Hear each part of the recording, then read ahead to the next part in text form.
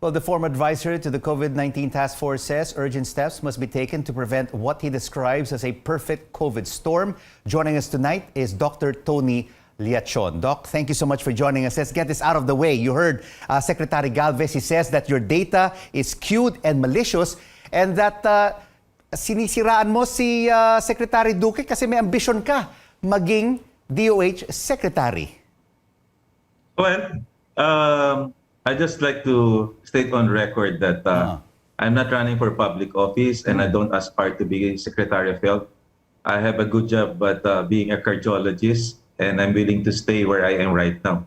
But it seems that Secretary Galvez is already bereft of any logical argument on the issues at hand, that he must resort to personal attacks, questioning my expertise, insinuating that I want to aspire for any position.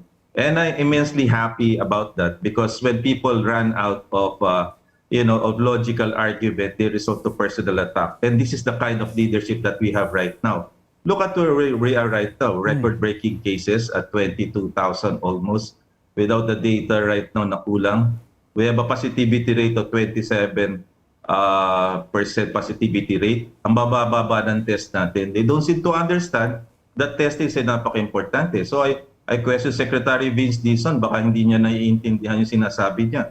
Ang taas-taas ng positivity rate natin with the target is less than 5%.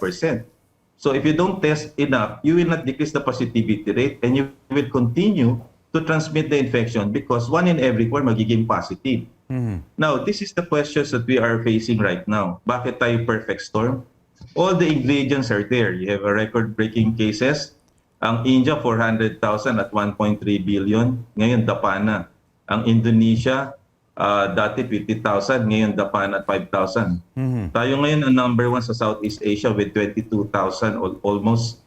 Ang ating positivity rate is a record-breaking high. Ang ating hospitals ay puno. Ang 400,000 cases na abot natin sa August, that is 20% of the total. Ang deaths natin, 5,000 deaths August dead. Ang active cases natin nag-double. Ang ating positivity rate nag-double. Ang ICU bed natin nag-double. So, paano natin hindi sasabihin right now? And then, tinan nyo naman ang nangyari. Why tayo nagkakaproblema? At dinidefend nila si Secretary Duque. Doc, well, in your urgent plan to curb infections, at the top of your list, no? In your tweet, sinabi nyo, fire Secretary Duque ASAP, now na. Is that a possibility? And if he does, step down, if he has some delicadeza, who do you think can replace him? Who's the right person to replace Secretary Duque? I urge the government to choose Undersecretary Leopoldo Vega, a competent guy na na-meet ko sa Davao, napakahusay na dapat natin i-consider. Siya ang aking tingin. Bakit kailangan i-fire sa Secretary Duque? IATF, ang pandemic response natin ay nag-fail. Kita mo naman, hindi pa tayo out of the woods right now. Record-breaking after 18 months. Ang Department of Health natin embroiled in a Senate hearing na 67 billion ang cases. At the time na kailangan mo, meron kang magaling na captain of the ship. In this perfect storm, may problema tayo. The healthcare workers are actually protesting. At ang PhilHealth, siya ang chairman of the board. Nagkaroon tayo ng RM issues diyan. Hanggang ngayon, problema pa rin natin. And then sa FDA, siya rin ang nag-drop ng ball na dapat nakuha na natin ang mga supply ng vaccines natin noon pa man. So, these are solid reasons. If you look at the internet, 99.9%. At siya rin na nag-declare na warak na rin siya. Coming res ipsa loquitur, it's a medical term na litong-lito na siya, warak na siya. So can you lead right now? Pagka ganyan, ang trust and credibility ng tao wala. So what will be your answer if you're, let's say,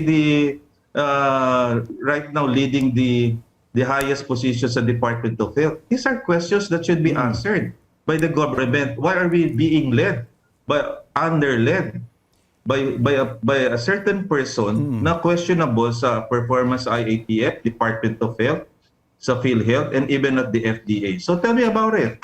So Doc, briefly, no, currently the NCR is in MECQ. You are recommending ECQ for 2 to 3 weeks with ayuda. How soon should this be imposed?